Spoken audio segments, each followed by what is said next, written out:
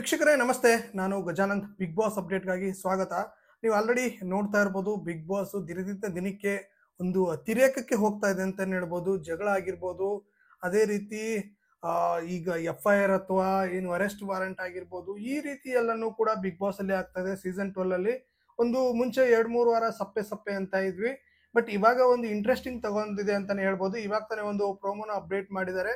ಏನಪ್ಪಾ ಅಂತಂದ್ರೆ captaincy task ನೀವೆಲ್ಲ ನೋಡ್ದಂಗೆ ಆಲ್ರೆಡಿ ಕ್ಯಾಪ್ಟನ್ಸಿ ಟಾಸ್ಕ್ಗೆ ಯಾರೆಲ್ಲ ಆಯ್ಕೆ ಆಗಿದ್ದಾರೆ ಅಂತ ನಿಮ್ಗೆಲ್ಲ ಗೊತ್ತಾಗಿದೆ. ಯಾರಪ್ಪ ಅಂತಂದ್ರೆ ರಿಷಾ ಆಗಿ, ಅದೇ ರೀತಿ ರಘು ಅವರು ಆಯ್ಕೆ ಆಗಿದ್ದಾರೆ.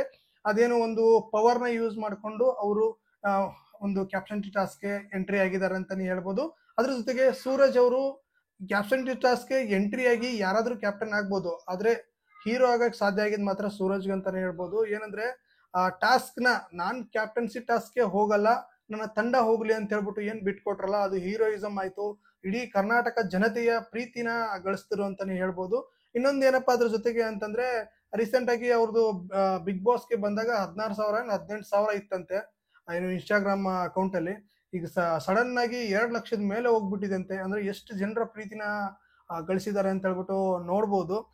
ಇವತ್ತಿನ ಪ್ರೋಮೋ ಅಂತೂ ಸಖತ್ತಾಗಿದೆ. ಇಬ್ರಿಗೂ ಕೂಡ ಟಾಸ್ಕ್ ನ ಕೊಟ್ಟಿದ್ದಾರೆ. ಕತ್ಲೆಯಲ್ಲಿ ಅವರ ಹೆಸರನ್ನ ಹುಡುಕುವಂತ ಒಂದು ಟಾಸ್ಕ್ ಇದಾಗಿತ್ತು. ಏನಪ್ಪಾ ಅಂದ್ರೆ ಅವ್ರ ಒಂದು ಆಕ್ಟಿವಿಟಿ ಏರಿಯಾದಲ್ಲಿ ಬಿಟ್ಬಿಟ್ಟು ಅವರ ಹೆಸರನ್ನ ಹುಡುಕಬೇಕು ಕತ್ಲೆಯಲ್ಲಿ. ಅದ್ ಯಾವ ರೀತಿ ಹುಡುಕ್ತಾರೆ ಅಂತ ನೋಡ್ಬೇಕು. ಅದ್ರ ಮಧ್ಯದಲ್ಲಿ ದಾರ ಆಗಿರ್ಬೋದು, ಹೋಗಕ್ ಬರ್ದೇ ಇರೋ ರೀತಿ ಜಾಗ ಆಗಿರ್ಬೋದು, ಅಲ್ಲೆಲ್ಲ ನುಳ್ದಾಡಿ ಅಲ್ಲೆಲ್ಲ ಹೋಗಿ ಅವ್ರನ್ನ ಹೆಸರನ್ನ ಸೆಟ್ ಮಾಡ್ಬೇಕಾಗತ್ತೆ.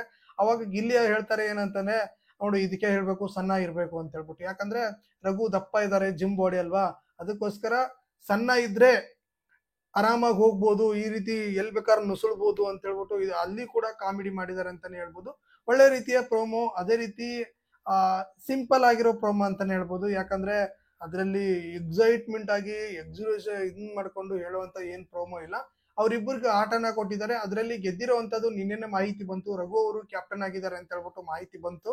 ರಘು ಅವರು ಬಿಗ್ ಬಾಸ್ ನ ಸೀಸನ್ 12ರ ಪ್ರಥಮ ಕ್ಯಾಪ್ಟನ್ ಆಗಿದ್ದಾರೆ. ಅವ್ರಿಗೆ ಇಮ್ಯುನಿಟಿ ಕೂಡ ಸಿಗುತ್ತೆ ನೆಕ್ಸ್ಟ್ ವೀಕ್ ಆಡಕ್ಕೆ. ಡೈರೆಕ್ಟ್ ಅವರು ಕೂಡ ಮುಂಚೆ ಸೀಸನ್ ಗಳಲ್ಲಿ ಏನಿದ್ದಾರೆ, ಯಾರು ಕ್ಯಾಪ್ಟನ್ ಆಗಿರ್ತಾರೆ ಅವರು ನೆಕ್ಸ್ಟ್ ಸೀಸನ್ಗೆ ಕ್ಯಾಪ್ಟನ್ಸಿ ಟಾಸ್ಕ್ ಆಡಕ್ಕೆ ಅನುಮತಿ ಇರಲ್ಲ. ಬಟ್ ಇವ್ರಿಗೆ ಕ್ಯಾಪ್ಟನ್ಸಿ ಟಾಸ್ಕ್ ಆಡಕ್ಕೆ ಅನುಮತಿ ಇದೆ. ಅಂದ್ರೆ 2 ವೀಕ್ ಇಮ್ಯುನಿಟಿ ಸಿಗುತ್ತೆ. ಈ ವೀಕ್ ಹೋಗಲ್ಲ ಅವರು, ಅದೇ ರೀತಿ ನೆಕ್ಸ್ಟ್ ವೀಕ್ ಹೋಗಲ್ಲ. ನೆಕ್ಸ್ಟ್ ವೀಕ್ ಏನಕ್ಕೆ ಹೋಗಲ್ಲ ಅಂದ್ರೆ ಅವ್ರು ಕ್ಯಾಪ್ಟನ್ ಆಗಿರ್ತಾರೆ, ಅದಕ್ಕೋಸ್ಕರ ಹೋಗಲ್ಲ. ಅವಾಗ ಅವ್ರಿಗೆ ಕ್ಯಾಪ್ಟನ್ಸಿ ಟಾಸ್ಕ್ ಆಡಕ್ಕೆ ಅವ್ರಿಗೆ ಒಂದು ಇಮ್ಯುನಿಟಿ ಸಿಗುತ್ತೆ. ನೆಕ್ಸ್ಟ್ ಅವರೇ ಗೆದ್ರು ಅನ್ಕೊಳ್ಳಿ, ಮತ್ತೆ 1 ವಾರ ಹೋಗಲ್ಲ. ಓಕೆ, ಈ ರೀತಿ ಎಲ್ಲ ಇದೆ. ತುಂಬಾ ಒಳ್ಳೆ ವಿಚಾರ ಅಂತ ಹೇಳ್ಬೋದು. ಅದ್ರ ಜೊತೆಗೆ ನಿನ್ನೆ ಆಗಿರುವಂತಹ ಒಂದು ಘಟನೆನೇ ನೆನಪಿಸ್ಕೋಬೇಕು ಅಂತಂದ್ರೆ, ರಕ್ಷಿತಾ ಅವ್ರಿಗೆ ಒಂದು ಪದಾನ ಯೂಸ್ ಮಾಡ್ತಾರೆ. ಕಾಕ್ರೋಚ್ ಸುದಿ ಅವರು ಸೆಡೆ ಅನ್ನೋ ಒಂದು ಪದಾನ ಯೂಸ್ ಮಾಡ್ತಾರೆ. ಅದು ಲೋಕಲ್ ಅಲ್ಲಿ ಒಂದು ಕಾಮನ್ ಅನ್ನಿಸ್ಬೋದು, ಯಾಕಂದ್ರೆ ಈಗ ಫ್ರೆಂಡ್ಸ್ ಸರ್ಕಲ್ ಇರ್ತಾರೆ, ಅವ್ರು ಮಾತಾಡುವಾಗ ಕಾಮನ್ ಅನ್ಸ್ಬೋದು. ಒಂದು ಹೆಣ್ಣಿಗೆ ಹೇಳ್ಬೇಕಾದ್ರೆ ಅದನ್ನ ಹುಷಾರಾಗಿ ಹೇಳ್ಬೇಕಾಗಿತ್ತು. ಅದ್ರ ಜೊತೆಗೆ ಇನ್ನೊಂದು ಏನಪ್ಪಾ ಅಂತಂದ್ರೆ, ಹೇಳುವಾಗ ಒಂದ್ಸತಿ ಹೇಳಿದ್ರಲ್ಲ, ಅವಾಗ ಗಿಲ್ಲಿ ಬಂದ್ ಹೇಳ್ತಾರೆ ಈ ತರ ಹೇಳ್ಬಾರ್ದಿತ್ತು, ಈ ತರ ಯಾಕೆ ಹೇಳಿದ್ರಿ ಅಂತ ಹೇಳ್ಬಿಟ್ಟು ಹೇಳ್ತಾರೆ.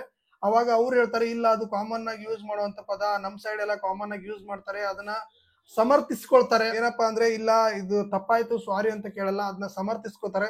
ನಮ್ ಸೈಡ್ ಇದೇ ತರ ಹೇಳೋದು, ನಮ್ಮ ಊರ್ ಸೈಡ್ ಎಲ್ಲ ಇದೇ ರೀತಿ ಹೇಳೋದು ಅಂತ ಹೇಳ್ಬಿಟ್ಟು ಒಂದು ಆ ಪದನ ಸಮರ್ಥಿಸ್ಕೊಳ್ತಾರೆ. ನೋಡ್ಬೇಕು ಅದ್ರ ಬಗ್ಗೆ ಕಿಚ್ಚ ಬಾಸ್ ಅವರು, ಅಂದ್ರೆ ಕಿಚ್ಚ ಅವ್ರು ಯಾವ ರೀತಿ ಬಂದು ಏನಾರು ಅದ್ರ ಬಗ್ಗೆ ಮಾತಾಡ್ತಾರ, ಅದ್ರ ಬಗ್ಗೆ ಏನಾರು ಕ್ಲಾಸ್ ತಗೋತಾರ, ಈ ರೀತಿಯ ಹೆಣ್ಣು ಮಕ್ಕಳಿಗೆ ಹೇಳೋದು ಸರಿನಾ? ಅಂದ್ರೆ ಆಲ್ರೆಡಿ ಒಂದು ಎಸ್ ಕ್ಯಾಟಗರಿ ಅಂತ ಹೇಳ್ಬಿಟ್ಟು ವಿವಾದಕ್ಕೆ ಎಡೆ ಮಾಡಿ ಕೊಟ್ಟಿದೆ. ಅದೇ ರೀತಿ ಇದು ಏನಾದ್ರು ವಿವಾದಕ್ಕೆ ಎಡೆ ಮಾಡಿ ಕೊಡುತ್ತಾ, ಏನ್ ಇಲ್ಲಿಗೆ ಬಿಡ್ತಾರ? ಅಕಸ್ಮಾತ್ ಏನಾದ್ರು ಸಾರಿ ಅಂತ ಕೇಳಿರೋದು ಇವತ್ತಿನ ಎಪಿಸೋಡ್ ದಲ್ಲಿ ಬರುತ್ತಾ ಅಂತ ಹೇಳ್ಬಿಟ್ಟು ಕಾದು ನೋಡ್ಬೇಕಾಗಿದೆ. ಟೋಟಲಿ ಹೇಳ್ಬೇಕು ಅಂದ್ರೆ ಬಿಗ್ ಬಾಸ್ ನ ಪ್ರಥಮ ಕ್ಯಾಪ್ಟನ್ ಆಗಿರೋದು ರಘು ಅಂತಾನೆ ಹೇಳ್ಬೋದು. ಒಳ್ಳೆ ವಿಚಾರ. ನೋಡೋಣ ಈಗ ನೆಕ್ಸ್ಟ್ ವೀಕ್ ಗಳೆಲ್ಲ ಯಾವ ರೀತಿ ಆಡ್ತಾರೆ, ಯಾವ ರೀತಿ ಬರುತ್ತೆ. ಇತ್ತೀಚೆಗೆ ಚೆನ್ನಾಗಿ ಬರ್ತಾ ಇದೆ. ಅದ್ರಲ್ಲಿ ಹೈಲೈಟ್ ಆಗಿ ಕಾಣಿಸ್ತಾ ಇರೋದು ಮಾತ್ರ ಯಾರಪ್ಪ ಅಂದ್ರೆ ಸೂರಜ್ ಅಂತಾನೆ ಹೇಳ್ಬೋದು. ಸೂರಜ್ ಸಖತ್ತಾಗಿ ಸ್ಮಾರ್ಟ್ ಆಗು ಇದ್ದಾರೆ. ಅದೇ ರೀತಿ ಯಾವ ಟೈಮಲ್ಲಿ ಪಾಯಿಂಟ್ ನ ಎತ್ತಿಡ್ಕೋಬೇಕು, ಯಾವ ಟೈಮಲ್ಲಿ ಮಾತಾಡ್ಬೇಕು ಅಂತ ಎಲ್ಲನೂ ಗೊತ್ತಿದೆ ಅವ್ರಿಗೆ. ನೋಡೋಣ ಮತ್ತೆ ಮುಂದಿನ ವಿಡಿಯೋದಲ್ಲಿ ಏನಾಗುತ್ತೆ ಅಂತ, ಮತ್ತೆ ನೆಕ್ಸ್ಟ್ ವಿಡಿಯೋದಲ್ಲಿ ನೆಕ್ಸ್ಟ್ ಪ್ರೋಮೋದಲ್ಲಿ ಏನಾಗುತ್ತೆ ಅಂತ ತಿಳಿಸ್ಕೊಡ್ತೀನಿ. ಅದೇ ರೀತಿ ಬಿಗ್ ಬಾಸ್ ಅಪ್ಡೇಟ್ ಗಳಿಗಾಗಿ ನಮ್ಮ ಚಾನಲ್ ಸಬ್ಸ್ಕ್ರೈಬ್ ಮಾಡ್ಕೊಳ್ಳಿ, ಬೆಲ್ ಐಕನ್ ಕ್ಲಿಕ್ ಮಾಡಿ. ಮತ್ತೆ ಮುಂದಿನ ವಿಡಿಯೋ ಸಿಗೋಣ. ನಮಸ್ಕಾರ.